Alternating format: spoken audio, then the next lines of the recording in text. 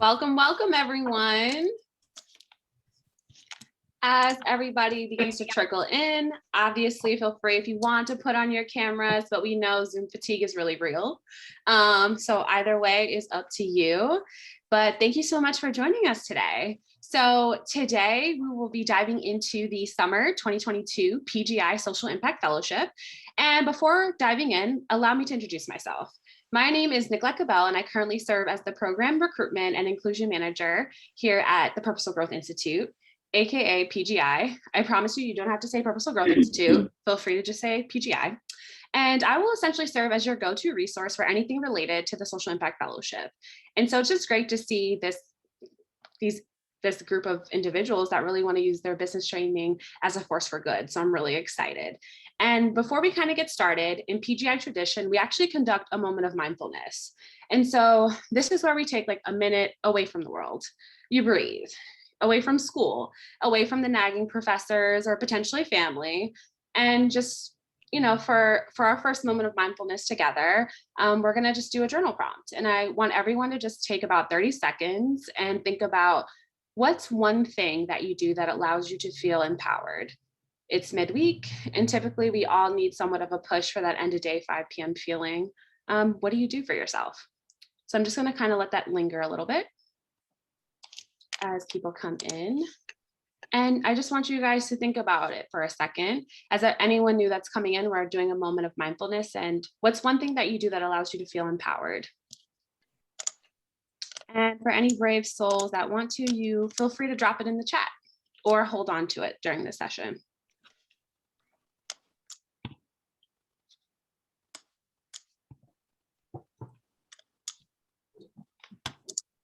Awesome. Now, with that being said, hold on to that thing that allows you to feel empowered as we go through this session as well. So before we dive into the content, the agenda for today is just for you guys to be introduced to PGI. So I want you to walk away knowing who we are and what our internship entails. And then the more engaging piece, we will then jump into a fireside chat with an alum, Juanita, if you can give us a wave, who was a PGI, formerly IC fellow. So let's get started. So allow me to introduce you guys to the Purposeful Growth Institute. For context, PGI operates as a nonprofit corporation and is in close partnership with Inspiring Capital. PGI's mission is to align professionals' skills and interests with high impact work. And so we recruit, match, engage, and develop purpose-driven professionals with values-aligned organizations. And so ultimately with the goal to create an anti-racist, inclusive, and sustainable version of capitalism. And so many of you might have heard of Inspiring Capital, or IC for short, but essentially Inspiring Capital is a B Corp certified for-profit that has been doing purposeful leadership development and consulting since 2012. And essentially PGI is doing similar work to what IC has done in the past, but from a better position to expand the work as a dedicated not-for-profit. And so that's just to clarify there that everything that was under IC is now under the PGI umbrella. Now let's talk about the fellowship that you guys are all waiting to hear more about. And so with that, I'm going to speak a little bit more into the summer fellowship. Essentially, it runs for 10 weeks and it is paid.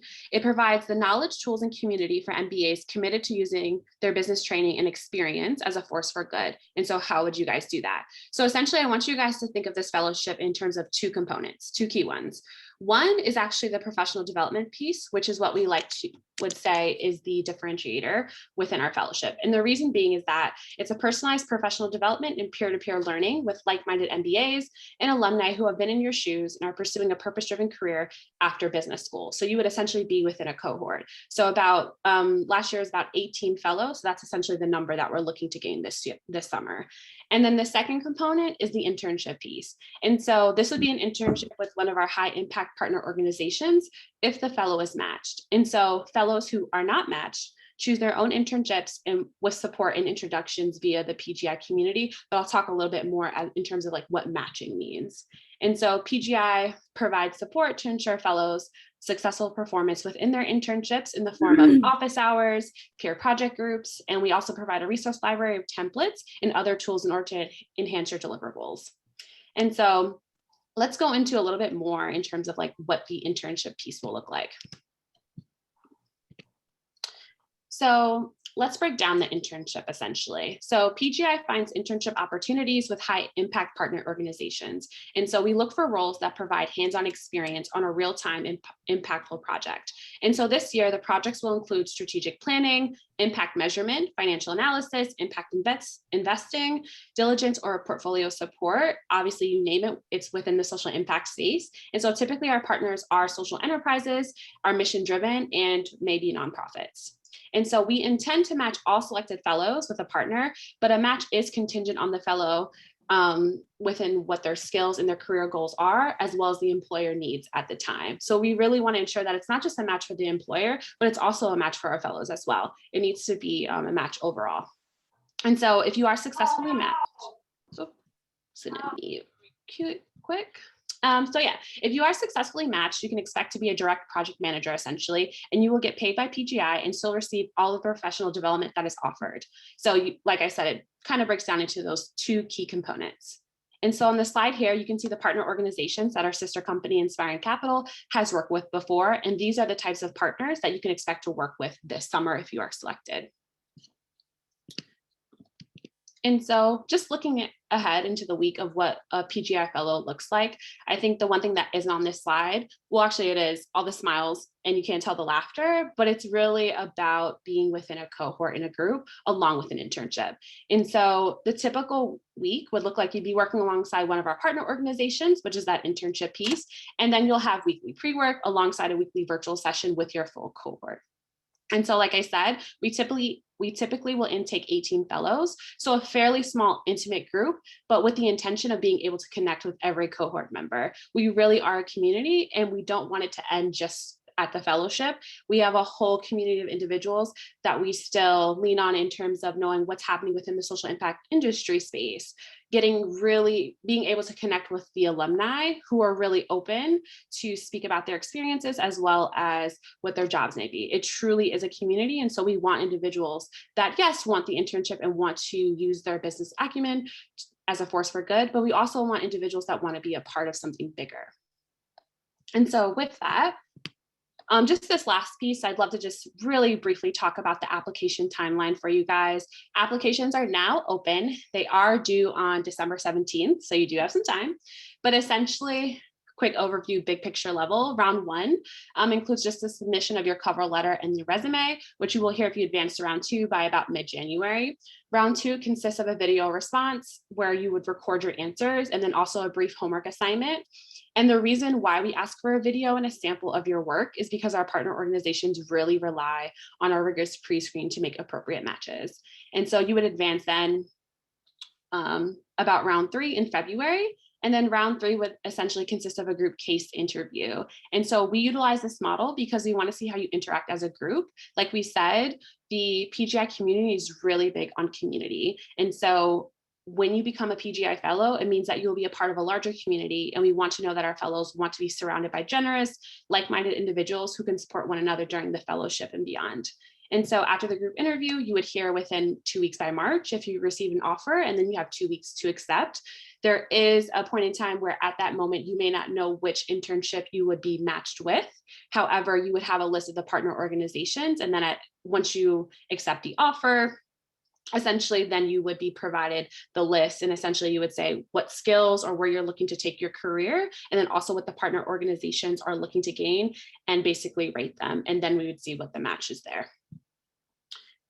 And so we will also communicate with fellows who have not been matched at that point around April. We want to be really transparent with you guys as well if you are not selected. However, we do support you in your search for an alternative internship position opportunity. And so finally, the fellowship would begin on June 13, 2022 for next summer. And so with that said, I'm going to take a quick moment to stop sharing my screen so we can kind of hop on into the fireside chat.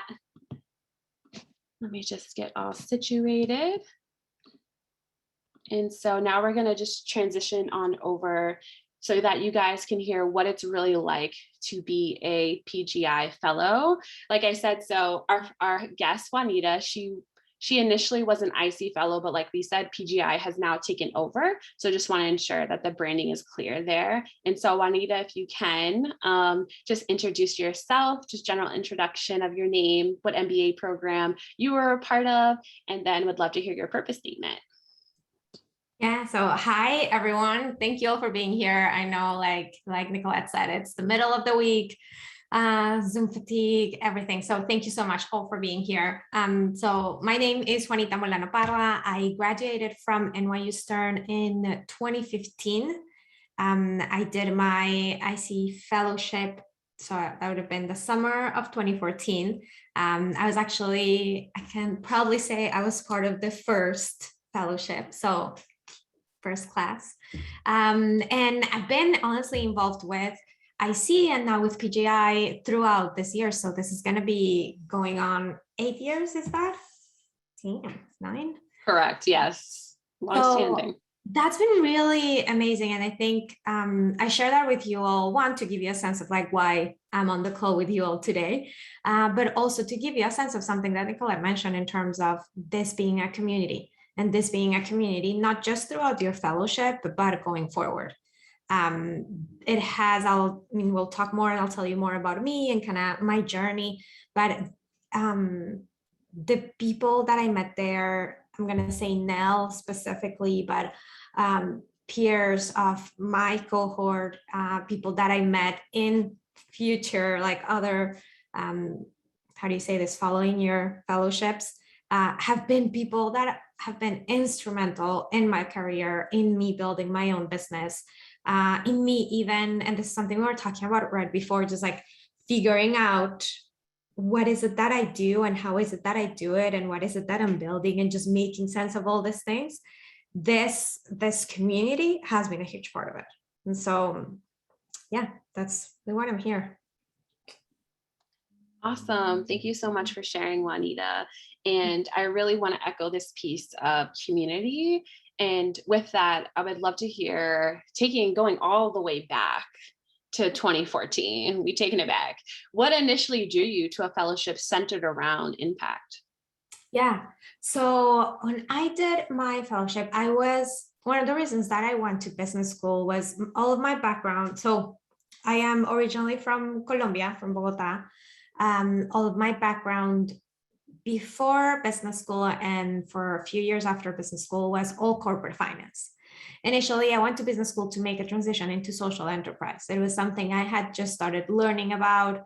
I want to say it was still relatively new, the concept of both business and impact beyond things like microfinance or things like, I remember back then, something that drew me in social enterprise was the Grameen Fund and the Grameen Foundation. And so those things were still fairly new. So I really wanted to learn more about it. And I mean, ideally get a work in that sector, but at least start to learn about it. And so my first year, I recruited for consulting, I recruited for social enterprise. I actually, to be honest, ended up at Inspiring Capital kind of accidentally, serendipitously, luckily. Where towards the end of my first year, I didn't have an internship. I was still looking for social enterprise because it was like, I mean, I've waited this long, might as well get something I really want. And one of my classmates, she had done a lot more work. She had really made a lot more connections than I had. She knew about Inspiring Capital. She knew me. And she was like, hey, like, I think this could be a great fit.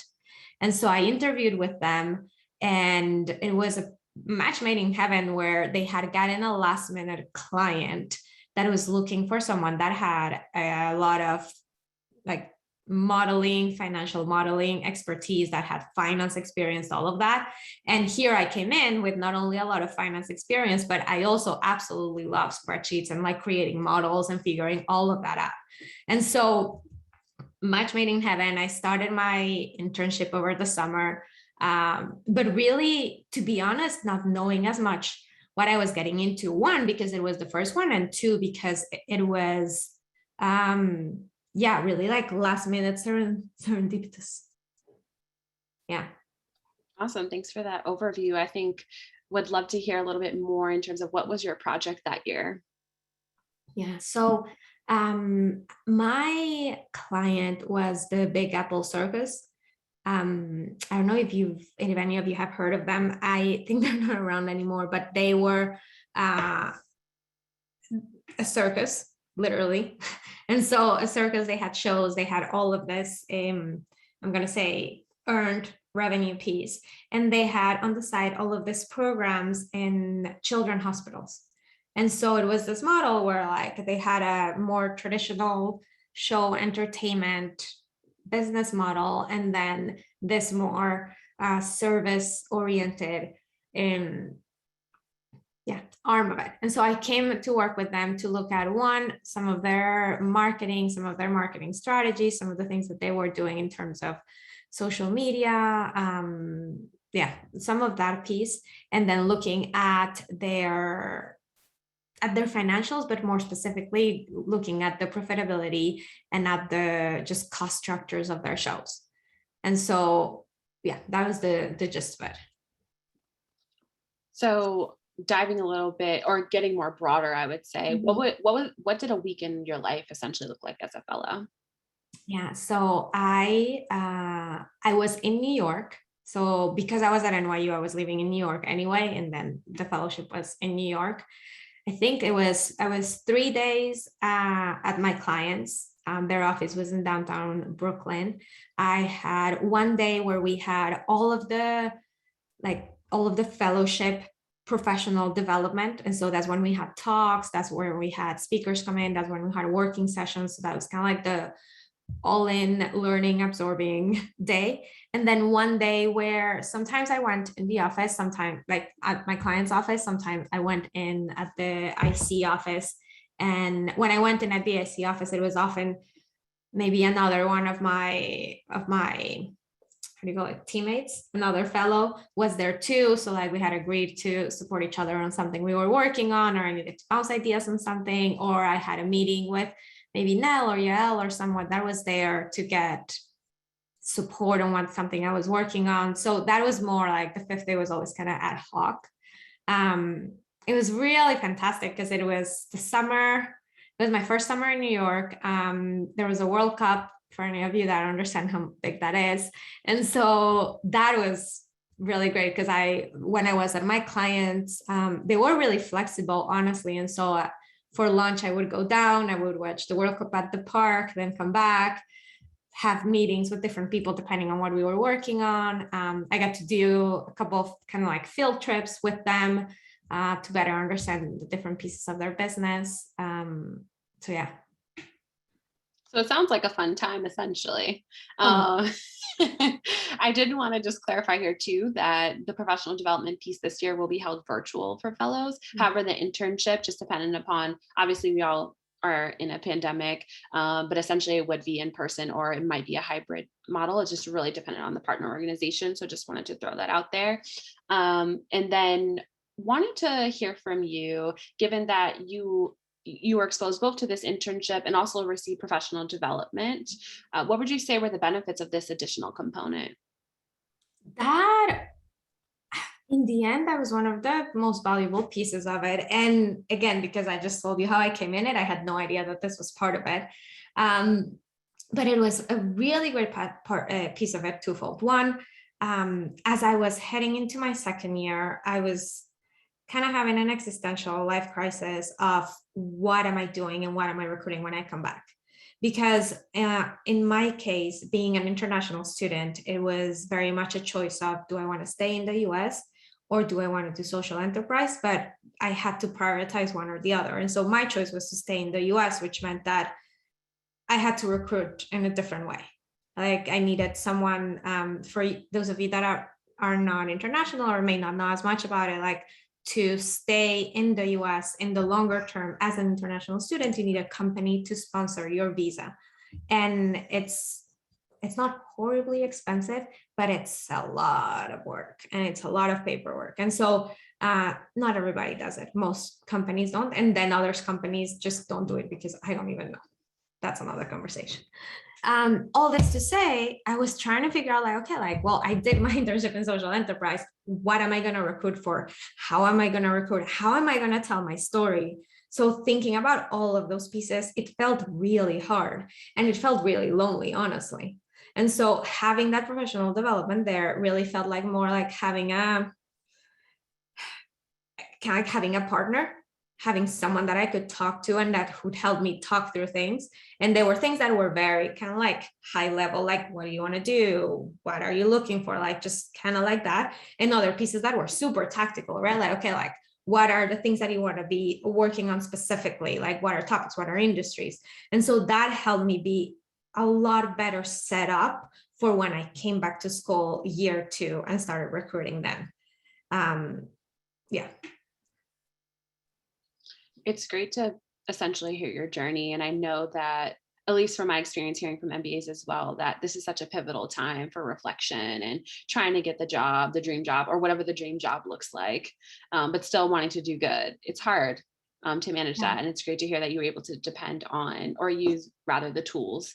And so with that, would love to hear, what would you say is like the amount of time that you spent juggling essentially like the internship versus your own personal professional development?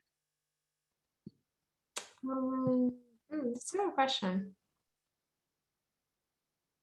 I don't know. I think something that threw me off in your question was just the juggling piece, mainly because I really didn't feel there was any juggling necessarily, where really both pieces came together. The internship, to be honest, like a lot of my classmates and friends were doing internships in consulting and banking, and so they didn't have a life. So I really wasn't juggling anything. I had a normal life. Like I had, like, I don't want to say normal, but like I had hours that worked for my life. And so I actually had a lot of time that I could dedicate to personal, professional, like fun stuff, whatever it was. So didn't feel like crazy commitment, or like, yeah, it didn't feel like a lot of juggling. I will say, and this is something that I say to every time I talk to fellows as they start a program or anything, that one of the things that I missed on, and that I think people often missed on, is really like leveraging and kind of like capitalizing on the community from PGI, in terms of who do you want to talk to? Who do you want to connect to? What do you want to learn more about? And really taking the time to make those connections and have those conversations. Because I think that's a lot of what I missed on. I remember going back through my notes. It was like, there's all these things that I wanted to learn about, all these people that I wanted to connect, like all these things that were going to support me, again, both personally and professionally. And I didn't do like a quarter of it, because it's the summer, it's your MBA summer, and you're working, and there's all these other things. But it's a unique opportunity and a kind of like a unique, quote unquote, status of student MBA, like not there, but almost, to have those conversations. So really, really like an opportunity to leverage and capitalize on that community and those connections. That's great. And so with that, how would you say, how did your fellowship experience influence your career path and just essentially further your professional development, as X amount of years has passed? Yeah, I think I would say, so I'll take like one step back and just tell you what I'm doing now, so you have a sense of like how this all flows together. But after business school, I did 2 years of corporate finance. 3 years. I worked at Amazon for 2 years. I worked at a tech company in Indianapolis, where I live now, for a year. That last year, I was actually doing 2 jobs. I was doing my finance job, and I was starting to work as a life coach. So I went through this like intense, rigorous program. It was like, okay, I'm going to learn everything. I'm going to like be a coach in a company. I'm going to do leadership. And then when I started coaching, was like, actually like a lot this more than spreadsheets. So I'm going to do that. And I made the jump about 3 years ago, a little over 3 years ago, of just going full-time coaching. So right now I have my own business where I do coaching. Mainly, I'm going to say I call myself a life and leadership coach. I work with business creators. I help them figure out where they're going, connect to really their inner self, all of that, and support them in creating that path ahead of what they want to do, and keep them accountable, support them in making it happen. So just to give you an idea of where I am now. what happened, and I think the seeds that were planted during my fellowship were one, just that idea of like business and impact. Because as I saw back then, and as I've seen along the way, as I've stayed involved with and through Inspiring Capital and now PGI, like, that's what makes sense to me. That's what makes sense in the long run. That's what makes sense in the world that I want to be more inclusive and more equitable. That's what makes sense for more, like, that is the thing. And so slowly making sense of what that looks like for me in a way that like that I would do it and that I want to do it. So that was one of the things. The other thing, I think, just like the piece of our community and bringing people together. That is something that very much impacted me then and has in a way impacted, especially the last years that I've been now in Indianapolis, that I've been growing my business, in terms of the importance of creating community.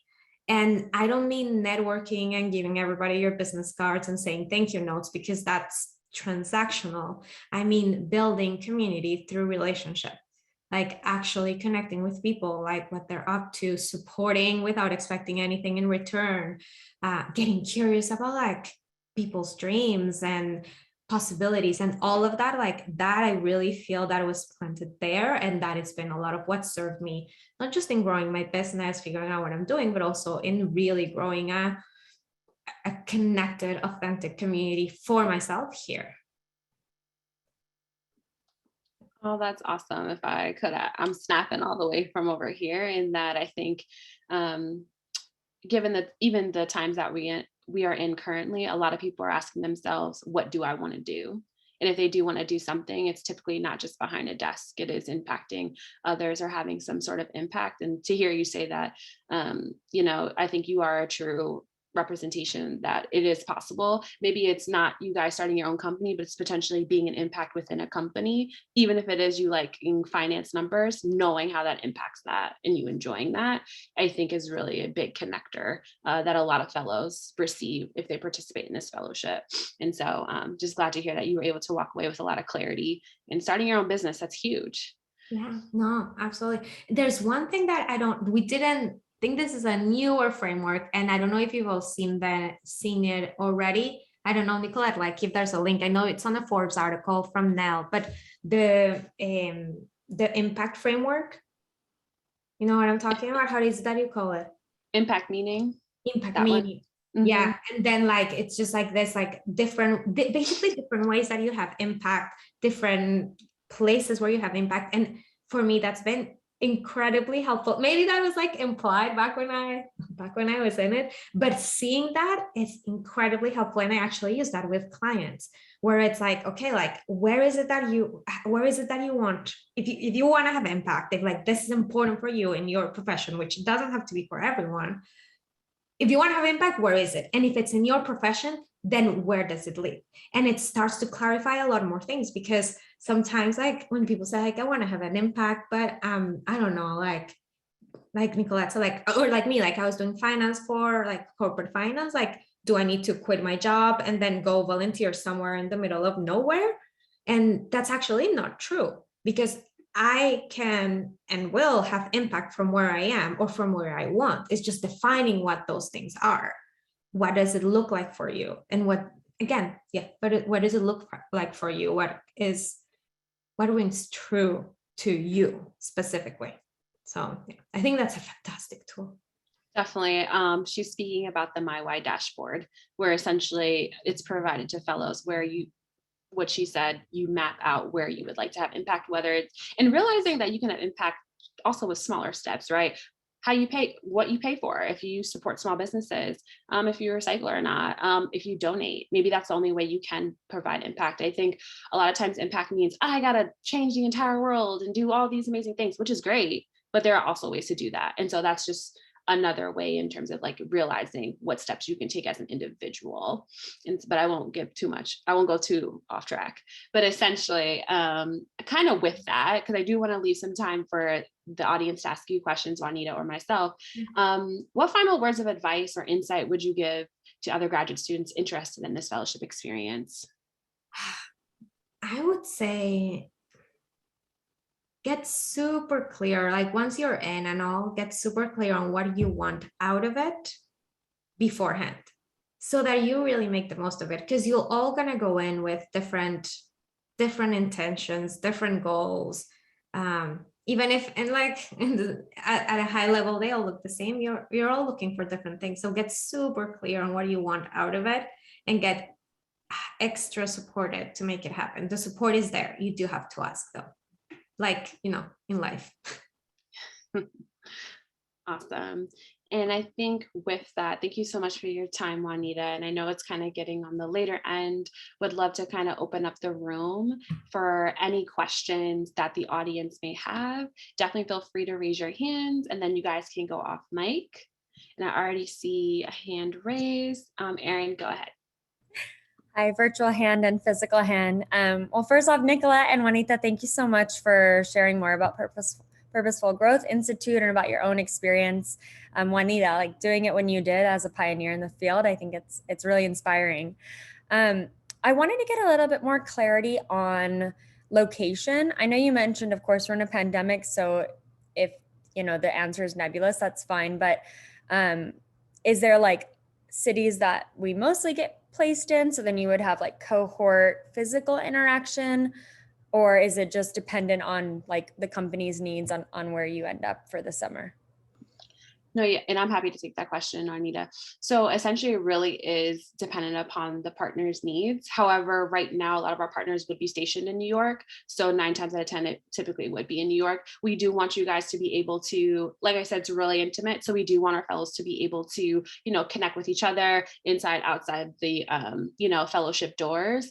And so I would say probably 9 times out of 10, New York. Okay, thank you so much. And I don't want to hog the space, but I just had one other question.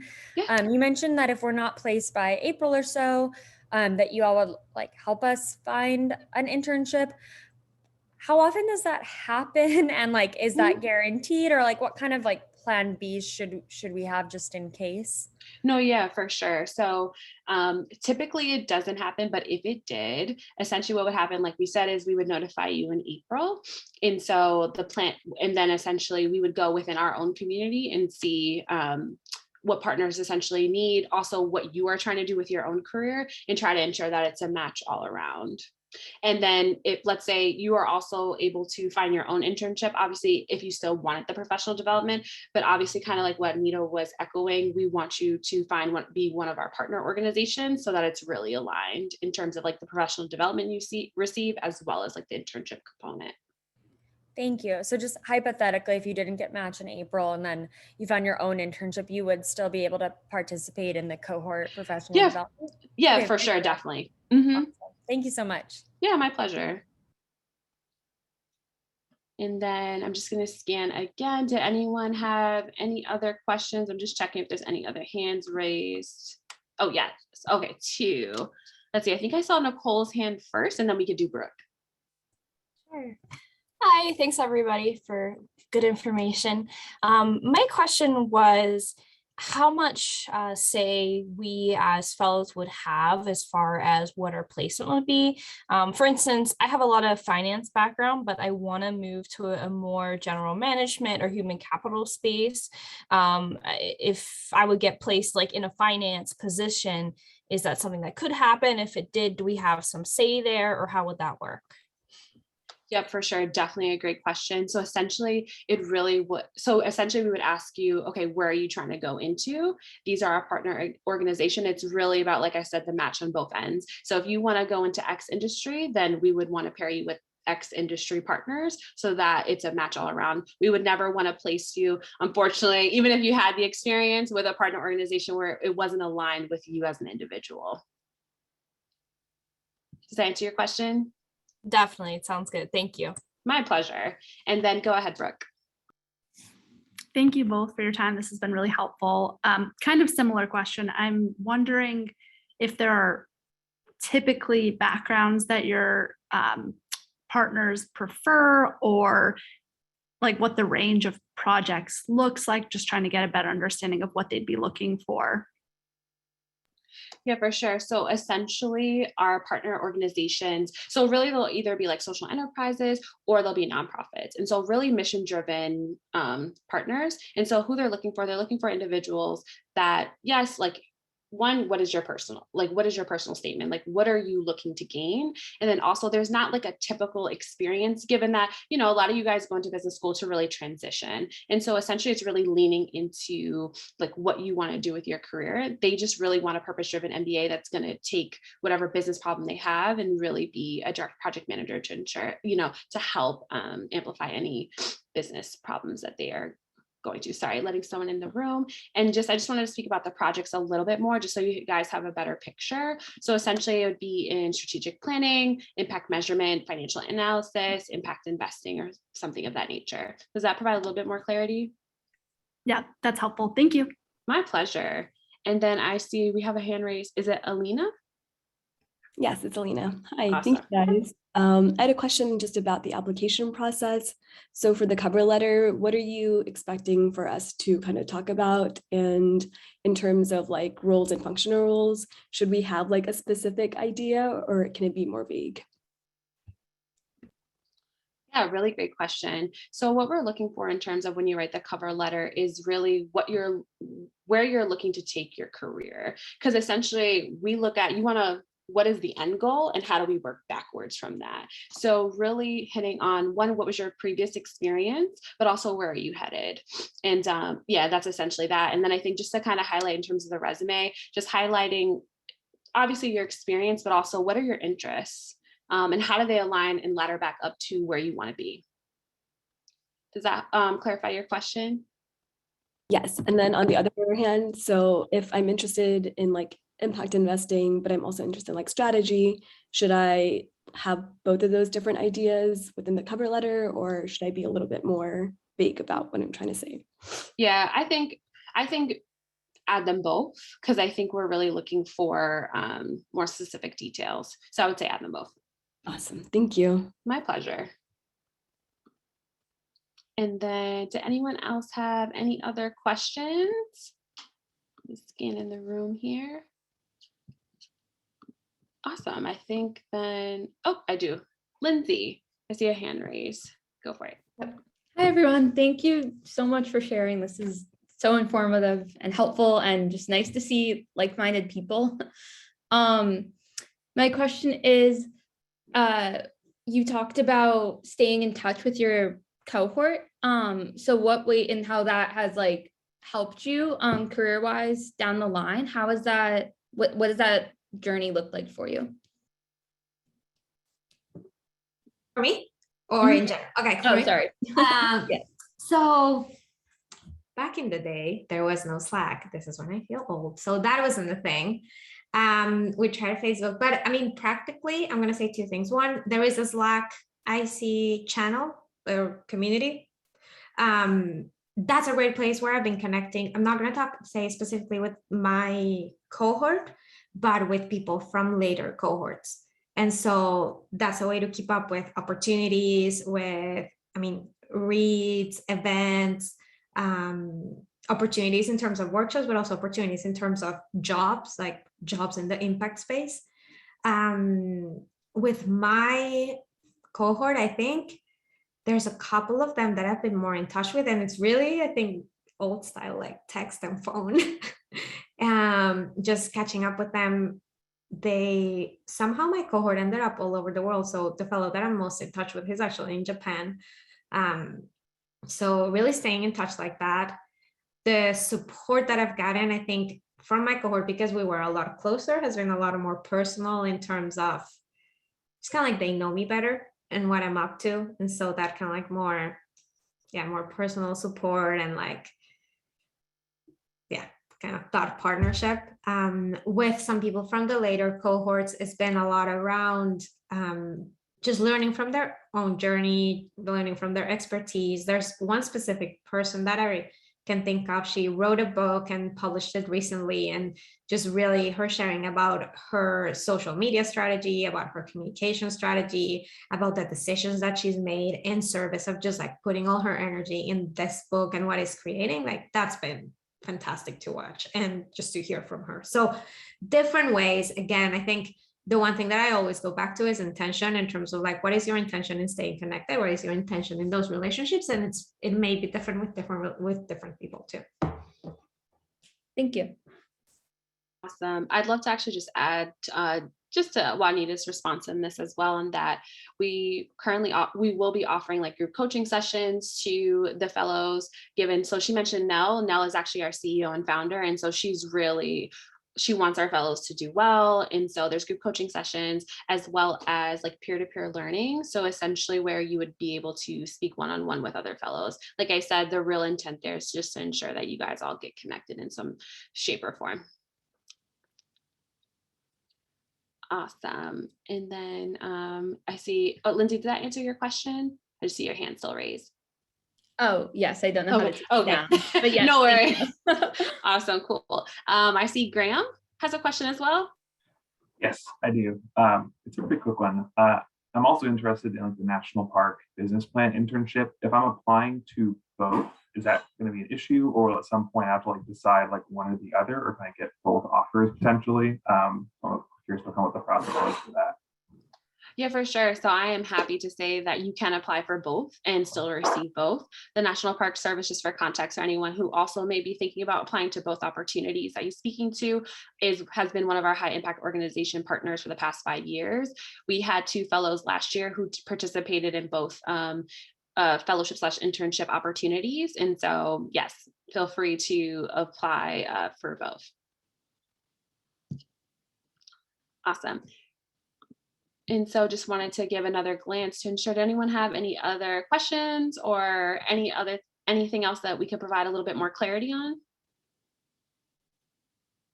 Awesome. So I don't know where everyone's based, but it's 12 p.m. here Eastern time. And with that being said, I'm going to give you guys back time with that. Thank you so much for coming out here. Like I said, applications are live for both the PGI Social Impact Fellowship opportunity as well as the National Park Service internship opportunity. And with that being said, I hope you all do the one thing that you said you do to feel empowered. It's almost Friday, almost there. And so just have a great rest of your day/week. Thank you. Bye, guys.